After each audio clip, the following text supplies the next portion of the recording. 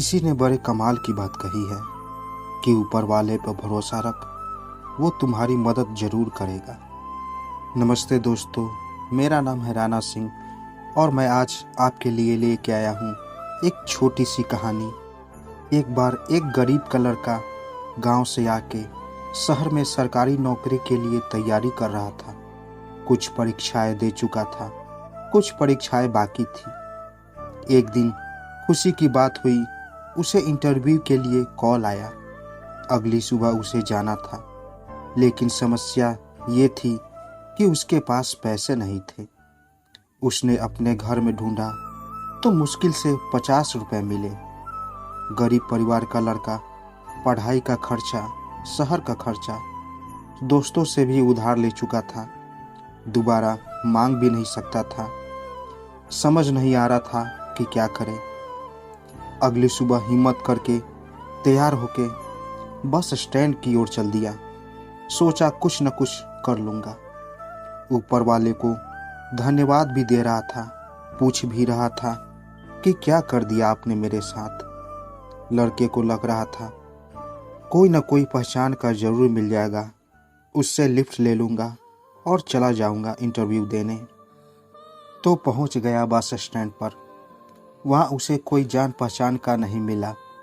बस में चढ़ने के लिए तो किराया चाहिए होता है। लड़का उदास निराश बजास वापस बस स्टैंड से बाहर आ गया। आकर के देखता है बाहर एक मंदिर था। सोचा ऊपर वाले से मांग लेता हूँ। लड़का मंदिर में जाता है। अंदर जाकर भगवान को प्रणाम करता है। बोलता है अब आप ही बचा सकते हैं इस समस्या से। मंदिर से बाहर आकर जूते पहन रहा होता है तो देखता है पास में एक फकीर बैठा है और उसके कटोरे में बहुत सारा पैसा है। फिर से मंदिर की तरफ मुड़ता है और कहता है वाह, कमाल तो देखो, जिसको चाहिए उसको देनी नहीं है, जिसको नहीं चाहिए उसको बहुत सारे दे रखे हैं। फकीर ये सब समझदार है। कुछ परेशानी में हो, मदद कर सकता हूँ। ये बात वो फकीर उस लड़के से पूछता है तो लड़का बोलता है बाबा, आप क्या मदद कर सकते हो, आप तो खुद मांग कर कमा रहे हो। तो फकीर कहता है नहीं, मांग करके नहीं कमा रहा हूँ।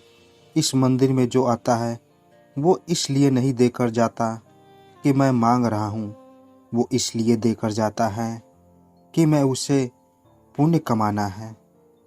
मैं तुम्हारी मदद कर सकता हूँ, बात क्या है। लड़का बताता है कि उसे इंटरव्यू के लिए जाना है, उसे 500 रुपये चाहिए। तो फकीर कहता है कि मुझसे ले लो पैसे, जाओ, मुझे ज़्यादा ज़रूरत नहीं है, ना पैसे का मोह है। मैं तो एक टाइम खाता हूँ, थोड़ा बीमार हूँ, इसलिए दवाइयाँ चाहिए होती हैं। बाकी पैसा खुद जाकर शाम में दान पेटी में डाल देता हूँ। लड़का विश्वास कर लेता है और पैसे ले लेता है। लड़का बोलता है बाबा, जब मेरे पास पैसे हो जाएंगे तो मैं लौटाने के लिए ज़रूर आऊँगा। फकीर बोलता है कोई बात नहीं, मैं यहीं बैठा हूँ, कहीं और मेरा ठिकाना नहीं। लड़का जाता है, इंटरव्यू देता है। लकीली उसका सिलेक्शन हो जाता है। खुश होकर वो लड़का शाम में जब अपने घर, अपने शहर वापस आ रहा होता है तो सोच रहा होता है कि बाबा को धन्यवाद करूँगा कि बाबा की वजह से आज चमत्कार हुआ है।